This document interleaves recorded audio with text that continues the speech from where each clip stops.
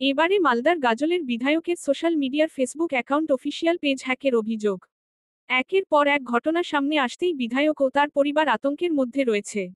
ঘটনায় অভিযোগ cyber crime থানায় ইতিমধ্যেই তদন্ত শুরু করেছে সাইবার ক্রাইম থানার পুলিশ। প্রথমে বাড়িতে দুষ্কৃতী হামলা, তার কিছুদিন পর গাড়িতে নাশকতার চেষ্টা, এবার ফেসবুক অ্যাকাউন্ট এবং অফিসিয়াল ফেসবুক পেজ হ্যাক করার অভিযোগ বিধায়কের।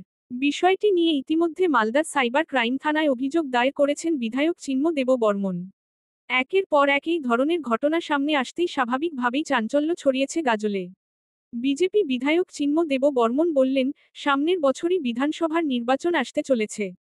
আমার মনে হয় বিধানসভা নির্বাচনের আগে আমাকে কালিমা লিপ্ত করার জন্যই সামাজিক মাধ্যমের পেজ দুটি পরিকল্পনা করে হ্যাক করা হয়েছে।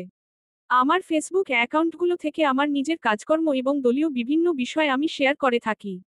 আমার বিশ্বাস এই ভুয়ো অ্যাকাউন্টগুলো ব্যবহার করে আমার এবং দলের নামে বিভিন্ন কুৎসা ছড়ানো হতে পারে। সাধারণ মানুষের মধ্যে নেতিবাচক ধারণা তৈরি করার জন্যই এগুলো ব্যবহার করা হতে পারে। বিষয়টি নিয়ে আমি এবং আমার পরিবার যথেষ্ট আতঙ্কে রয়েছি। আমি লিখিতভাবে বিষয়টি মালদা সাইবার ক্রাইম থানায় জানিয়েছি। একই সঙ্গে আমাদের দলের জেলা সভাপতি এবং রাজ্য নেতৃত্বকে বিষয়টি জানিয়েছি।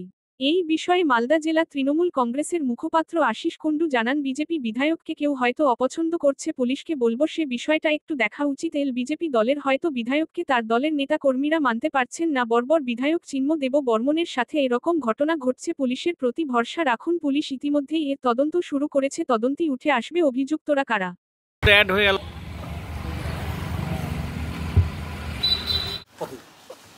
নমস্কার, আমি সত্যি সত্যি বেশ কিছুদিন ধরে এমন কিছু ঘটনাগুলো ঘটছে যেটা নিয়ে আমি আতঙ্কিত এবং ভীত সন্ত্রস্ত। আমরা কিছুদিনের মধ্যেই আমার গাড়িতে, যে গাড়িটা ব্যবহার করে আমি সাধারণত জনগণের সেবার যুক্ত থাকি, সেই গাড়িতে নাশকতামূলক ছক চালানো হয়েছে বা আমার সেখানে সন্দেহ ছিল যে কোনো বিস্ফোরক বা এই জাতীয় কিছু দুর্ঘটনা যেন ঘটানো যায়, যাতে করে আমি এবং আমার পরিবার সহ যারা আমার গাড়িতে থাকে তারাও যেন ক্ষতিগ্রস্ত হতে পারে, এরকম আমার সন্দেহ আছে।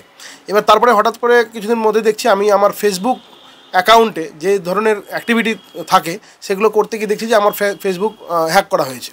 আমার ফেসবুকে কোনো রকম কোনো অ্যাকাউন্টই নেই বর্তমানে, এবং আমি আমার যে দৈনন্দিন কাজের যে প্রচার বা আমার দৈনন্দিন কাজের যে বিষয়গুলো সেগুলো আমি ফেসবুকে দিতে পারছি না। এবং এখন দেখছি যে কিছুদিন আগে আমরা একটা বিষয় নিয়ে প্রতিবাদ করেছিলাম, সেই প্রতিবাদের যে ভিডিও বা বিষয়টা ছিল সেটাও আর ফেসবুক থেকে ডিলিট করে দেওয়া হচ্ছে।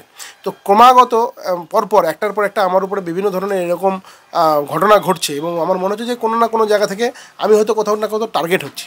যেহেতু একজন জনপ্রতিনিধি হিসাবে গাজলের সাধারণ মানুষের স্বার্থে বিভিন্ন সময় বিভিন্ন দাবি দেওয়া তুলেছি, বিভিন্ন প্রতিবাদ করেছি, আন্দোলন করেছি, এবং আমি আমার মানুষের জন্য কিছু করার চেষ্টা করছি।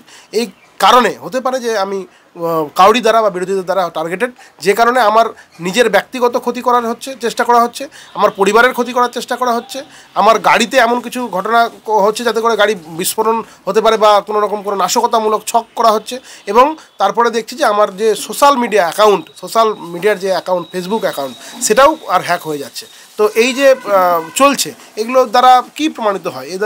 আমার এটাই শুধু প্রশ্ন যে এভাবে করে ক্রমাগত টার্গেটেড করে আমাকে তো হয়তো কোথাও ভীত সন্ত্রস্ত করার চেষ্টা হচ্ছে, এটাই না, এটাই প্রমাণ করতে চাইছে যে আমাদের বিরোধীদের কণ্ঠরোধ করা হবে, এটাই হচ্ছে বিষয়, আর তো কিছু নয়। কারণ আমি এই ফেসবুকের মধ্য দিয়ে আমি গাজলের মানুষের বিভিন্ন দাবি দেওয়া নিয়ে আমি আন্দোলন করি, বিভিন্ন সোচ্চার হয়, এবং আমি আমার নিজের যে কর্মকাণ্ড সেটাও আমি এই ফেসবুকের মাধ্যমে জনগণের কাছে পৌঁছানোর চেষ্টা করি।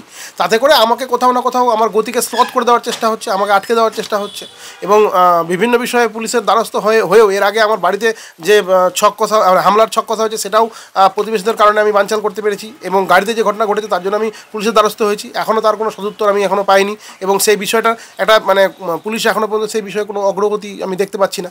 তো সেই জন্য কোথাও না কোথাও হয়তো টার্গেট করে, আর যাতে করে আমাদের আগামী দিনগুলো বিপদসংকুল করে যাওয়া যায় তার চেষ্টা হচ্ছে।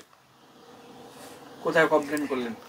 আমি আমাদের যে মালদা জেলায় যে আমাদের সাইবার দপ্তর আছে, সাইবার ক্রাইম বিভাগ, সেইখানে আমি আমার ফেসবুক অ্যাকাউন্ট সংক্রান্ত যে বিষয়টা তার কমপ্লেন দিলাম। গাজলের বিজেপি বিধায়ক চিন্ময়বাবু কমপ্লেন করেছেন যে তার ফেসবুক অ্যাকাউন্ট হ্যাক হচ্ছে। ওনাকে একটা কথাই বলতে চাই, আপনি তো সাইবার ক্রাইম থানাতে অলরেডি কমপ্লেনটাকে লজ করেছেন। মালদার কনসার্ন অফিসার্সরা অত্যন্ত সিরিয়াস। আপনি একদম রেস্ট অ্যাসিওর থাকুন, উইদিন ভেরি শর্ট পিরিয়ড কে বা কারা হ্যাক করেছে, কীভাবে অ্যাক্ট হয়েছে, এগুলো অলরেডি ইনভেস্টিগেশনের পার্ট। এটা খুব শীঘ্রই ইনভেস্টিগেট করে আপনি সঠিক বিচার পেয়ে যাবেন, কারণ বাংলায় রুল অফ ল মুখ্যমন্ত্রী মমতা বন্দ্যোপাধ্যায়ের নেতৃত্বে এস্টাবলিশড আছে। আরেকটি কথা পুলিশকে আমরা বলতে চাই, কারণটা পুলিশদেরও ইনভেস্টিগেশনের সময় একটা জিনিস দেখা দরকার। কারণ এর আগে আমরা দেখলাম বিজেপির ওলমালদার বিধায়ক, তাকে যখন খুন করার চক্রান্ত করছে কে? আরেকজন বিজেপির সমর্থক বা নেতৃত্ব। তো চিন্ময়বাবুর ক্ষেত্রেও এই মালদায় বিজেপির এত ফ্র্যাকশনস, এখানে বিজেপির বিরুদ্ধেই লড়তে ব্যস্ত, মানে বুথে কর্মী নেই, কিন্তু 40টা যদি কর্মী থাকে তার মধ্যে 4টে ফ্র্যাকশন।